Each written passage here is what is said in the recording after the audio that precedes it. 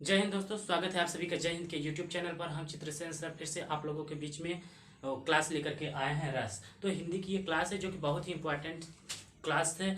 ये आप लोगों को कक्षा 8वीं से लेकर के कॉम्पिटिटिव एग्जाम की जितनी भी तैयारी करेंगे वहाँ पर आप लोगों को ये चीज़ें जरूर देखने को मिलती हैं। तो एक दो क्वेश्चन रस से जरूर आता है। तो आज हम इस वीडियो में आप लोगों को रस से संबंधित बेसिक चीज़ों को लेकर के आए हैं, बेसिक चीज़ें के बारे में बताएंगे।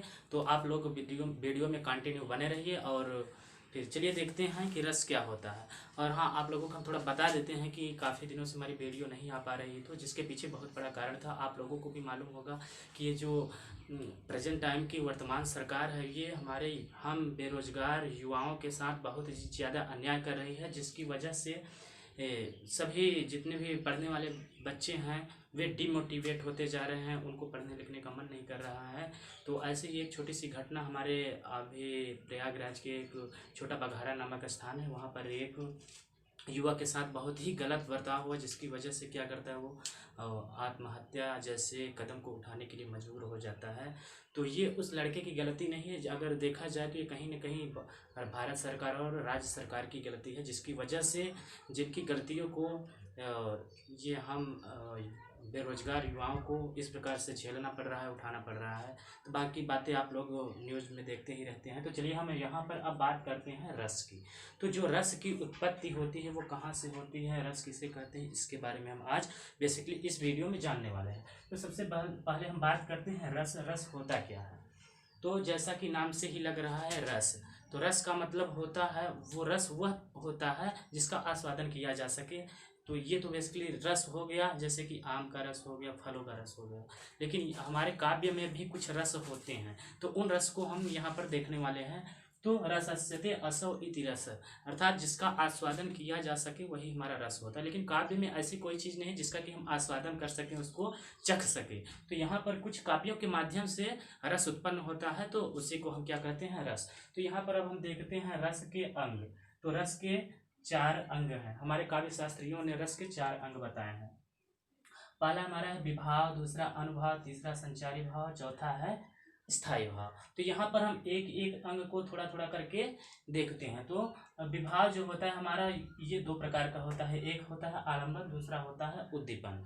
तो ये आलंबन और उद्दीपन जैसे ही हम रस को पढ़ाएंगे तो उसके पहले हम इस विभाग को आप लोगों को बता देंगे। तो उस समय ये चीज़ें सिर्फ रस में काम आती हैं, तो वहाँ पर हम बताएंगे। अब बात करते हैं अनुभाव की। तो ये अनुभाव जो होती है, अनुभाव की अगर प्रकारों की बात करें तो अनुभाव 4 प्रकार के होते हैं। लेकिन अगर इनकी संख्या की बात करें, संख्या और प्रकार दोनों में बहुत बड़ा अंतर है। तो प्रकार जो होता है 4 प्रकार का होता है, लेकिन इनकी जो संख्या होती है, अनुभाव की संख्या होती है, वो 8 होती है। तो आठों को हम नहीं बताएंगे, यहाँ पर 2-3 प्रकारों को हम आप लोगों को बताएंगे। बाकी चीज़ें आप लोग सीख लीजिएगा, देख लीजिएगा। तो जो है हमारा पहला अनुभाव, अनुभाव की संख्या को लेकर के, तो अश्रु, आप लोग अश्रु से संबंधित, अश्रु को ज्यादातर आप लोग जानते ही होंगे। अश्रु क्या होते हैं? ये आंसू जो होते हैं वो भी क्या है, एक अनुभाव का प्रकार है। प्रलय, कष्ट, रुदन, इस प्रकार से जो है ये सब क्या है, हमारे अनुभाव के संख्या है।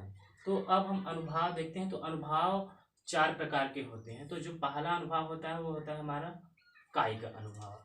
तो चलिए हम कायिक अनुभव को ढंग से देखते हैं। तो कायिक जैसा कि नाम से ही लग रहा है काया, मतलब काया, काया में से होता है शरीर, जहाँ शारीरिक प्रक्रियाओं के द्वारा भाव प्रकट होता है। क्या होता है? शरीर के हाव भाव को देखकर, शरीर की प्रतिक्रिया को देख करके अगर किसी चीज का भाव प्रकट हो तो वहां पर क्या होता है, कायिक अनुभव। जैसे इशारा करना, आप लोग सुने होंगे, मतलब देखे होंगे, ज्यादातर आदमी क्या करते हैं, अगर बोलना नहीं चाह रहे तो क्या करते हैं, इशारों में काम को कर लेते हैं। आंख मारना, अगर किसी को जैसे कि किसी चीज के लिए मना करना होता है तो क्या करते हैं, अक्सर उनको इशारा करके या फिर आंख मार करके उनको संकेत दे देते हैं कि भाई आपको ये काम नहीं करना है। ठीक, तो इस प्रकार से अगर भाव प्रकट होते हैं तो वहां पर कायिक अनुभाव होता है। दूसरा होता है हमारा वाचिक अनुभव। वाच मीन्स क्या होता है, बोलना, वाणी निकालना। तो जहां पर आवाज के माध्यम से, बोली के माध्यम से भाव प्रकट होता है वहां पर क्या होता है, वाचिक अनुभव। तो उम्मीद करते हैं ये वाचिक अनुभव भी समझ में आ गया हो। जैसे गाना गाना, तो गाना क्या करते हैं, हम आवाज निकाल कर ही गाते हैं। ऐसा नहीं होता कि हम एकदम शांत है फिर भी गा रहे हैं। तो और किसी को बुलाना, आवाज दे करके बुलाते हैं, तो ये भी क्या हो जाएगा हमारा वाचिक अनुभव। नेक्स्ट है हमारा सात्विक अनुभव। तो सात्विक अनुभव, देखिए सात्विक अनुभव क्या होता है, जहाँ पर मन की बात मन ही में दबी रह जाए। कभी कभी बहुत ऐसी कंडीशंस होती हैं जहाँ पर कि हम बोलना तो चाहते हैं लेकिन बोल नहीं पाते हैं किसी दबाव की वजह से। तो जब मन की बात दिल के अंदर ही रह जाए, मन के अंदर ही रह जाए, तो वहाँ पर हमारा होता है, क्या होता है, सात्विक अनुभव। जैसे एक उदाहरण हम लेते हैं कि एक जो बच्चा होता है उसके ऊपर घर वालों का बड़ा दबाव होता है, घर वाले उसके पिताजी ही मान लेते हैं, तो पिताजी क्या करते हैं, उसको डांटते रहते हैं। तो ऐसा नहीं है कि वो उस बच्चे के अंदर कुछ जिज्ञासा नहीं होती, कुछ बोलने की हिम्मत, बोलना तो बहुत चाहता है लेकिन वो डर की वजह से नहीं बोलता, मतलब अपने अंदर की क्रोध को बाहर नहीं निकाल पाता, जिसकी वजह से क्या होता है कि वहाँ पर सात्विक अनुभव हो जाता है। और भी आप लोग उदाहरण देखते होंगे, कोचिंग इंस्टीट्यूट में आप किसी से कुछ कहना चाहते हैं लेकिन डर के वशीभूत आप कह नहीं पाते हैं, तो वहाँ पर सात्विक अनुभव होता है। नेक्स्ट हम देखते हैं, हमारा लास्ट है आहार्य अनुभव। हमारे जो काव्य शास्त्री भरत मुनि है, इस आहार्य अनुभव को वे रस का अंग नहीं मानते हैं। तो आहार्य अनुभव क्या होता है, जब किसी की साज सज्जा अथवा सजावट को देख करके वहाँ पर जो भाव उत्पन्न होता है, वहाँ पर क्या होता है, हमारा होता है आहार्य अनुभव। तो उम्मीद करते हैं ये अनुभव के चारों प्रकार आप लोगों को समझ में आ गया होगा। कायिक अनुभव, वाचिक अनुभव, सात्विक अनुभव और लास्ट वाला क्या है, हमारा आहार्य अनुभव। अब हम देखते हैं कि संचारी भाव क्या होता है। तो संचारी भाव को देखते हैं क्या होता है। तो अब देखते हैं, तो अनुभव तो समझ में आ गया, अब देखते हैं संचारी भाव। तो संचारी, जैसा कि नाम से लग रहा है कि संचरण, मतलब वह भाव जो हमारे शरीर के अंदर संचरण करते रहते हैं, आते और जाते रहते हैं, क्षण भर के लिए उत्पन्न होते हैं। इस प्रकार के भाव को हम क्या बोलते हैं, संचारी भाव। जैसे हंसना, ऐसा तो है नहीं कि जो हंस रहे हैं तो हम हंसते ही रह जाएंगे, ये पल भर के लिए आता है और चला जाता है।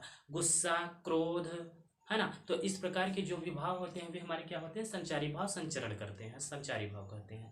उसके बाद नेक्स्ट आता है हमारा अस्थाई भाव। स्थाई मतलब स्थायी रूप से, परमानेंट रूप से हमारे शरीर के अंदर ही विद्यमान होते हैं। इस प्रकार के भाव को हम क्या बोलते हैं, स्थायी भाव। ठीक, तो उम्मीद करते हैं ये संचारी भाव और स्थायी भाव समझ में आ गया होगा। हाँ, आप एक चीज बताना भूल गए कि ये जो संचारी भाव होती है, संचारी भाव हैं, इनकी संख्या 33 है।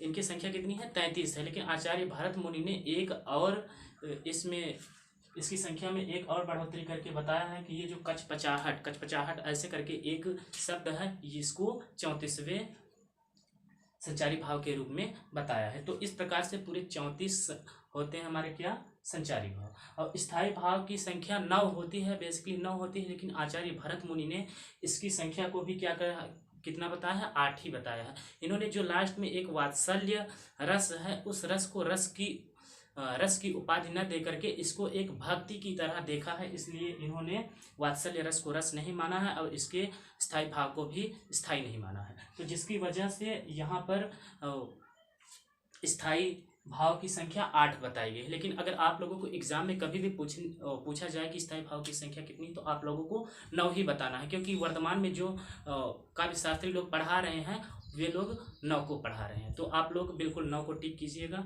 तो चलिए अब देखते हैं स्थायी भाव। तो स्थायी भाव जैसे ही हम रस को पढ़ाते जाएंगे, उनके स्थायी भाव, अनुभाव और संचारी भाव को भी बताते चले जाएंगे। तो चलिए देखते हैं हम। सबसे पहला रस हमारा वीर रस। तो चलिए वीर रस को देखते हैं। तो देखिए सामने लिखा हुआ है वीर रस। तो वीर रस का जो अस्थाई भाव होता है, हमें भी लिखे नहीं है, लेकिन वीर रस का जो अस्थाई भाव होता है वो होता है क्या, उत्साह।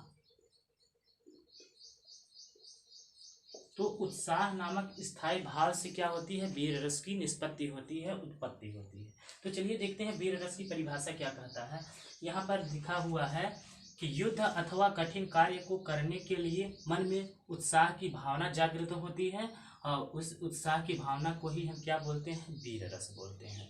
तो ये वीर रस की परिभाषा हो गई कि जैसे ही हम किसी युद्ध या कठिन कार्य को करने के लिए जाते हैं, तो वहाँ पर हम लोगों को यही लगता है कि हम यहाँ से विजय प्राप्त करके आएंगे, कीर्तिमान स्थापित करके आएंगे। तो ये तो हो गए पहचान के लक्षण की, मतलब इसके हाव भाव से ऐसा लगेगा कि नहीं अब हम क्या करेंगे, एकदम बिल्कुल चीड़ देंगे, फाड़ देंगे, है ना। तो इस प्रकार की कुछ भावनाएं वहां पर उत्पन्न होती है। तो वो क्या होता है, हमारा वीर रस। तो चलिए हम एक उदाहरण देखते हैं। यहाँ पर लिखा हुआ है कि मैं सत्य कहता हूँ सखे सुकुमार मत जानो मुझे, यमराज से भी युद्ध में प्रस्तुत सदा मानो मुझे। इसके आगे की लाइन लिखे नहीं लेकिन बोल दे रहे हैं कि है और की बात क्या, गर्व मैं करता नहीं, मामा तथा निज तात से भी समर में डरता नहीं। ये उस समय का प्रसंग है जब महाभारत का युद्ध होता है और चक्रव्यूह की रचना भी की जा चुकी होती है, लेकिन अर्जुन के न होने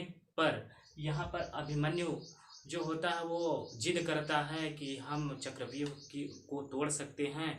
तो सभी घर वाले उनको मना कर रहे थे।